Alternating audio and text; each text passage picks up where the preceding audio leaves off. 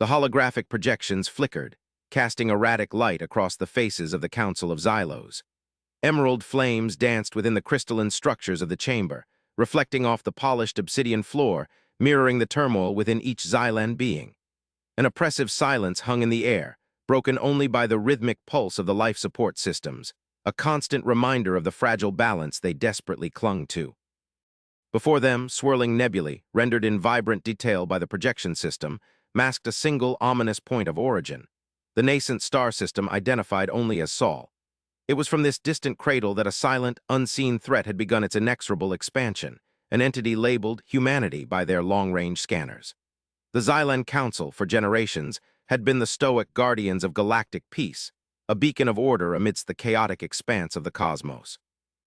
Now they were on the cusp of confronting a civilization they barely understood, a force that, according to the scant data they possessed, seemed to revel in a perplexing mixture of reckless ambition and baffling compassion. Grand Counselor Lyra, her multifaceted eyes radiating a deep violet, broke the silence. Her voice, a melodic cascade of resonating frequencies, echoed through the chamber. The latest scans still offer no clarity. Their technological signature is inconsistent, primitive in some aspects, yet capable of energy output that surpasses even our most advanced weaponry. Their FTL capabilities are unpredictable, seemingly haphazard. How can we possibly understand a species that builds cities of metal and stone upon the surfaces of their planets, yet simultaneously reaches for the stars? Across the chamber, Counselor Zarth, a being of pure energy contained within a shimmering, ethereal form, emitted a series of oscillating pulses of disagreement. Primitive, perhaps, but consider the rate of their development. Barely a century ago, they were confined to their homeworld. Now they've pierced the veil of the void, and they do so with what is the word? A disturbing degree of enthusiasm. The tension in the chamber was palpable, each Xylan processing the implications of the information. Humanity was a riddle wrapped in an enigma, cloaked in a paradox. Their cultural practices were a cacophony of contradictions, their art baffling, their philosophies alien. Yet they possessed a raw, untamed energy, a relentless drive that the Xylan in their millennia of cautious evolution had long forgotten. Counselor Vorn, a being of crystalline structure whose thoughts were often perceived as slow and ponderous, shifted his posture in his seat. The reports indicate a volatile disposition, frequent outbreaks of conflict, internal wars, environmental devastation. Are we certain this is a species worthy of contact, let alone alliance?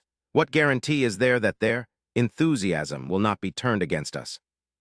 The whispers of fear began to ripple through the chamber, each counselor mirroring the uncertainty that gnawed at their collective consciousness. The Xylan, masters of galactic diplomacy, were now facing a species that defied all known protocols, a species that might just be insane. I still find it difficult to reconcile their self-destructive tendencies with their achievements, Lyra stated, her multifaceted gaze sweeping across the council. They pollute their own atmosphere, yet seek to inhabit other worlds. They wage wars against each other, yet speak of peace. Their history is a tapestry woven with threads of brilliance and madness. We cannot simply disregard them, however. Their expansion is inevitable. They are like a fire, spreading inexorably. We must decide whether to attempt to contain it or to meet them with the fire of our own. The debate raged on, echoing through the cavernous chamber. The Xylan, in their pursuit of knowledge and control, had always favored the measured approach, the calculated response. Humanity, it seemed, was anything but calculated. Their actions felt more like a grand, chaotic symphony conducted by a madman. Days turned into cycles, the council meetings stretched on. Reports, analyses, projections poured through their data streams, attempting to illuminate the darkness that was humanity.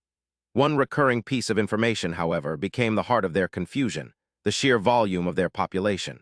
Billions upon billions of human beings, all crammed onto a single planet, constantly demanding resources, constantly expanding, constantly moving. How could they manage such vast numbers? What were their societal structures? And perhaps most importantly, what were their intentions? Another counselor, Xyler, a being known for his keen understanding of social dynamics, stated, "Their culture is obsessed with narratives of triumph. They tell stories of heroes and villains, of overcoming impossible odds. Is this a reflection of their true nature, or is it a fully constructed facade?" The question hung over the council like a shroud, casting a long shadow of doubt. It was during one of these endless debates that the first, faint whispers of the Supernova fleet began to circulate. Initial scans had identified a series of massive, anomalous energy signatures emanating from the Sol system, but their meaning remained elusive. The Council's scientific divisions had dedicated their resources to deciphering their nature, but it was an almost impossible task. The energy signatures were too complex, too powerful, and unlike anything they had ever encountered. The theory was that these were colossal starships, capable of manipulating stellar energy to power unknown weapon systems. But such a prospect was unthinkable. No known civilization possessed the capacity to harness such forces. The very idea challenged the Xylan's fundamental understanding of the universe. The first direct communication attempt was met with silence, the second with a confusing stream of seemingly random imagery, music, and philosophical pronouncements. Their language was unknown, their intent unclear. But within that jumbled collection of data, the Xylan analysts identified a recurring symbol, a depiction of a star exploding in a blinding flash of light. They interpreted this to be a warning, a threat. But was it? Or was it merely another piece of the puzzle, another glimpse into the fractured, perplexing mind of humanity? The internal debate intensified. The factions within the Council hardened. The warmongers, those who advocated for preemptive strikes, saw the Supernova fleet as undeniable evidence of an impending conflict. The diplomats, those who favored cautious engagement, argued for continued communication and understanding, desperately clinging to the hope of peaceful coexistence. One cycle, while the Council was at its height of indecision, a transmission arrived. It was not a chaotic jumble of images and sounds. It was a clear, concise, and astonishingly advanced message. The human language was identified and translated. The message itself was a request, not a threat, a simple declaration of their existence, an invitation to parley. The transmission was followed by a single, unwavering image, a star map with a single point highlighted, the location of the Xylan home system. It was a gesture of openness, or perhaps a calculated provocation. The Council was paralyzed. Were they being baited, humiliated? Were these the first steps in a galaxy-scale war? Against the better judgment of many counselors, Lyra decided to respond. The risk was enormous, but she saw no other path. The silence would be an act of war, a message of fear. And fear was a poison that the Xylan, as guardians of the galactic peace, could not afford to imbibe. It was against the wishes of the Council that she extended the invitation. And so, the Xylan prepared their vessel, a diplomatic cruiser, cloaked and shielded to the highest Xylan standards. When it exited its cloak, it would be met by a vessel of the unknown. The Xylan braced themselves for the worst. The meeting took place aboard a vessel that did not look like any spaceship the Xylan had ever seen. The ship was shaped like a massive, polished obsidian monolith. There were no discernible weapon systems, no visible defense shields. It was a vessel of sleek, imposing simplicity. Inside, the Xylan diplomats were greeted by beings that bore little resemblance to the ethereal Xylan themselves. Humans were beings of soft, pale flesh, with binary vision and a reliance on vocal communication. They were, in the eyes of the Xylan, remarkably vulnerable creatures. The lead human, a woman with piercing eyes, offered a courteous, if somewhat understated, greeting. "Welcome, counselors. We are honored to finally meet you." Her voice, surprisingly, was calm and clear. The first exchanges were a study in cultural contrasts. The humans, with their directness and their strange rituals of laughter and gesture, found the Xylan's formal demeanor perplexing. The Xylan, in turn, found the humans' emotional expressiveness both unsettling and intriguing. It was a dance, a delicate balancing act of communication and understanding. The human lead, who identified herself as Captain Eva Rostova, seemed to possess an almost uncanny ability to gauge the counselors' reactions, her responses calibrated with a precise precision. She explained their technology, their history, their goals. Their technology was indeed advanced, but not in the way the Xylan had anticipated. There was no single, overwhelming weapon. Instead, there was a mosaic of interconnected systems, each designed to serve a specific purpose. Their goals were not conquest, but exploration and understanding. As the meeting continued, Rostova introduced them to their Supernova fleet. They weren't weapons systems in the traditional sense, but complex and elegant engineering feats. The ships were not designed to destroy, but to assist. They were capable of redirecting the energy output of stars, a technology that could be used for defense but also for stellar terraforming to reignite dying stars. The Xylan scientists, on receiving the schematics, were stunned. The capabilities of the human Supernova fleet exceeded even their most advanced theories. They were not building an army. They were building a solution. Rostova then outlined the true nature of their strategy. The Supernova fleet was not a weapon of war but a tool of galactic preservation, designed to manage the ever-present threat of stellar collapse. The humans had observed the slow death of many stars over vast spans of time. They had detected the early stages of a cosmic phenomenon of unimaginable power. They were building a bulwark, not an army. They were using their combined technological capacity to protect every star system in their vicinity. Rostova spoke with such earnestness, such clarity, that the Xylan found themselves reevaluating their perception of humanity. The fear that had gripped the council chamber began to fade, replaced by a burgeoning sense of awe. The Xylan, in their pursuit of order and stability, had overlooked the simple truth. That chaos, like the supernova of a dying star, could be a source of creation, not just destruction. Rostova elaborated, explaining the existence of a galactic threat far beyond the comprehension of the Xylan Council. There was a cosmic entity, a being of pure energy that sought to consume all stars, all life, in its endless pursuit of power. The humans had been watching it, researching it, preparing for its arrival for generations. The humans had discovered a means to contain this entity, a project that required the cooperation of every intelligent species in the galaxy. They proposed an alliance, a unified front, a new era of interstellar cooperation. The Xylan, who had always believed themselves to be the guardians of galactic peace, found themselves humbled. The humans, it seemed, were the true protectors. It was during this critical juncture, while discussing the details of the proposed alliance, that Rostova revealed the scale of the human endeavor. The ships were not merely for assisting stars. They were for preserving stars. The fleet, an astonishing combination of technological marvel and philosophical intent, could not be merely called a fleet. It was an intergalactic bulwark. It was not a weapon, but a shield. In the vastness of space, the humans had erected a shield. It was then that Rostova revealed a final, staggering detail, a detail that would redefine everything. The Supernova fleet, she said, her voice unwavering, is not limited to our own system. We have initiated contact with other species that, like us, are threatened by the entity. The fleet is constantly expanding. It is meant to protect all.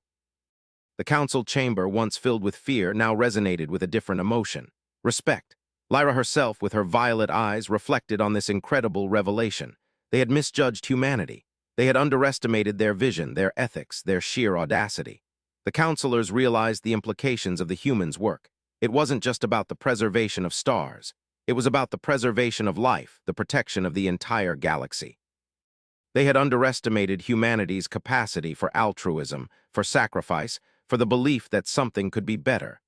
The Xylan realized then that they were looking at something they'd never seen before, a civilization that chose to save. As the days turned into weeks, the diplomatic process began, with the Xylan and humans coordinating a vast, galaxy-wide effort.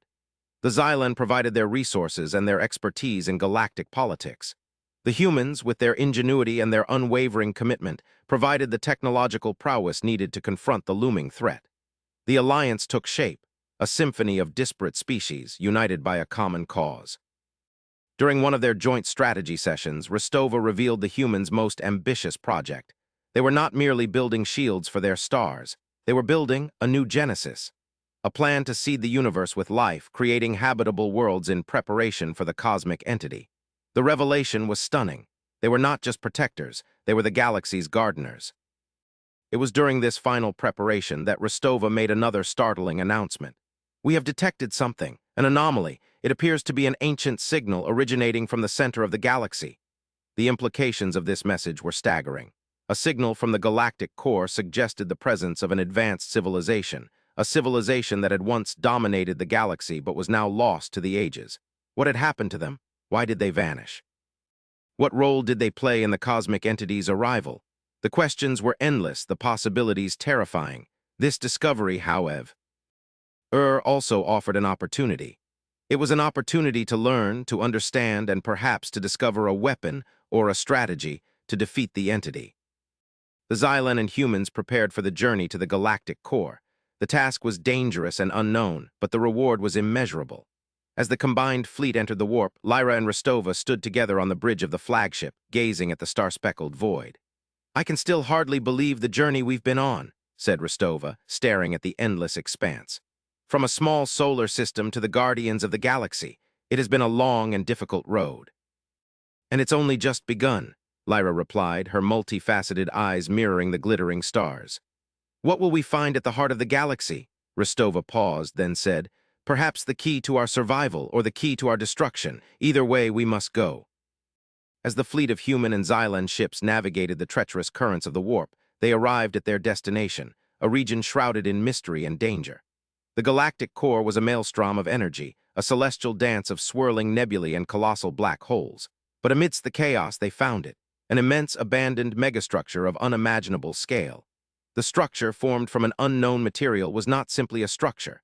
It was a relic, a monument to a forgotten civilization. It was clear that this was where the signal had originated, where the secrets of the ancient civilization lay hidden. The fleet cautiously approached the structure, their sensors scanning for any sign of life, any sign of danger. The structure was dark, lifeless, yet it radiated an aura of immense power. It was a silent witness to a history they did not understand. As their exploration of the megastructure unfolded, the Xylan and the humans uncovered a long-lost civilization, known only as the Architects. They were a species far older, far more advanced than any species they had previously encountered. The Architects had understood the nature of the cosmic entity, its power, and its agenda, but they were not able to defeat it. Their civilization, despite its advanced technology, had been consumed by the entity. The Architects had known that they were doomed. But instead of surrendering, they had built a last refuge, a fortress and a warning. The warning was clear. The entity could only be defeated by a union of minds and races. Their final message was not of despair, but of hope. The discovery was a watershed moment for the Alliance. The Architects' wisdom and warnings, however, were not the only revelations that the expedition made. The data, the blueprints, the technology that they found would alter everything. The information showed the extent of the humans' plan. It showed the depths of their understanding, the lengths to which they had gone in preparation. The truth was that the humans did not just have plans for the survival of their own stars. They had plans for the survival of the entire galaxy. They had not just been building a fleet, they had been building an ark. The data revealed that the humans had been studying the entity for thousands of years. They had been secretly seeding the galaxy with their own kind, and with information, technology, and blueprints for survival. They had predicted the entity's arrival. They had designed a plan of intergalactic cooperation, and they had created a galaxy-wide network of refuges designed to keep life alive. The implications of this discovery were staggering. The humans had not just been responding to the threat. They had been anticipating it. They had created a master plan for survival. The humans, it seemed, had been preparing for an exodus. They had been preparing for the greatest test the galaxy had ever seen. The discovery also revealed a far darker truth. The ancient Architects had developed a weapon that could destroy the entity. The weapon was capable of unleashing forces of destruction, but the Architects had decided not to use it. They had concluded that it was a weapon of last resort, one that could destroy the entity but would also destroy everything else in its path. The Architects had instead chosen to protect. They had built their fortress not to defeat the entity, but to protect life until another solution could be found.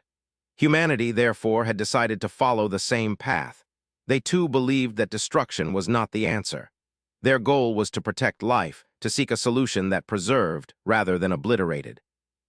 The Alliance was shaken. They were now faced with the most difficult decision in galactic history: use the weapon and risk destroying everything, or refuse to use it and risk the annihilation of the galaxy. The weight of this choice bore down on them. It fell on Lyra and Rostova to make the decision. It was then that the true nature of humanity was revealed. They were not warriors, they were guardians. The Xylan realized that when the war came, the humans would lead them towards a new future. As the Alliance debated the implications of the discovery, a new transmission arrived, originating from the megastructure. It was a message from the Architects, a final transmission, a warning from the ages.